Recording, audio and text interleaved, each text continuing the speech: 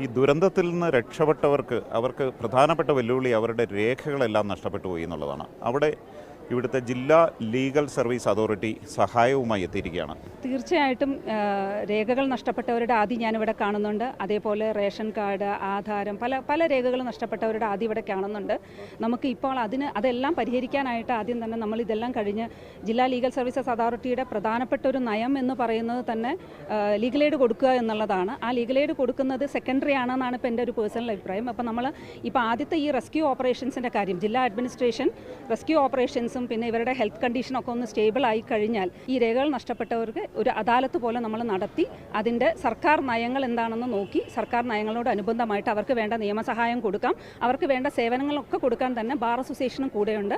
ഇതൊരു അദാലത്ത് പോലെ നടത്തി നമുക്ക് ഓരോരുത്തരുടെയും പ്രശ്നങ്ങൾ വേറെ വേറെ തന്നെ പഠിച്ച് അവർക്ക് വേണ്ട സഹായം എന്താണെന്ന് വെച്ചാൽ നമ്മുടെ ഭാഗത്തു നിന്ന് ചെയ്യാവുന്നതാണ്. ക്യാമ്പുകളിലെല്ലാം കൗണ്ടർ തുടങ്ങിയിട്ടുണ്ടോ? ക്യാമ്പുകളിൽ എല്ലാവരുടെയും തന്നെ ജില്ലാ ലീഗൽ സർവീസസ് അതോറിറ്റിയുടെ ഹെൽപ്പ് ഡെസ്ക് തുടങ്ങിയിട്ടുണ്ട്. അവിടെ നിന്ന് നമ്മൾ ഡാറ്റ കുറച്ച് കളക്ട് ചെയ്യുന്നുണ്ട്. ഇപ്പോൾ നമുക്ക് മനസ്സിലാക്കാൻ സാധിച്ചൊരു കാര്യം, ക്യാമ്പുകളിൽ മാത്രമല്ല ഒരുപാട് ഇതിന് വിക്റ്റിമായ ആളുകൾ പുറത്ത് വീടുകളിലും ഒക്കെ തന്നെ നിൽക്കുന്നുണ്ട്.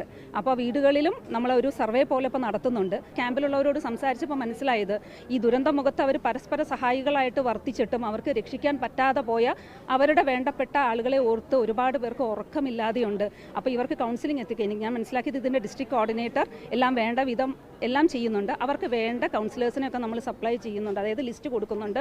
സെക്കൻഡ് സ്റ്റേജായിട്ട് നമ്മൾ ഉറപ്പായിട്ടും ഇതിൻ്റെ രേഖകൾ നഷ്ടപ്പെട്ടവരും ഇപ്പോൾ 1-2 പേര് നമ്മളോട് ചോദിക്കുകയുണ്ടായി, അഡോപ്ഷൻ്റെ കാര്യങ്ങളൊക്കെ ചിന്തിച്ച് തുടങ്ങുന്നുണ്ട്. ഇപ്പോൾ ഇവിടെ നമ്മൾ ഡോക്ടേഴ്സിനോട് വന്നിട്ട് തന്നെ ഈ കുട്ടികളുടെ കാര്യങ്ങൾ അഡോപ്ഷൻ്റെ കാര്യം എങ്ങനെയാണെന്ന് ചോദിച്ചു എന്ന് ചില ഡോക്ടേഴ്സ് ഇവിടെ പങ്കുവെക്കുകയുണ്ടായി. അതിനുള്ള സമയമൊന്നും ആയിട്ടില്ല. സർക്കാരിൻ്റെ ഭാഗത്തുനിന്ന് അതൊക്കെ തന്നെ ചൈൽഡ് പ്രൊട്ടക്ഷൻ യൂണിറ്റും അവരൊക്കെയാണ് ചെയ്യേണ്ടത്. ചൈൽഡ് വെൽഫെയർ കമ്മിറ്റിയും ഒക്കെ ഉണ്ട്.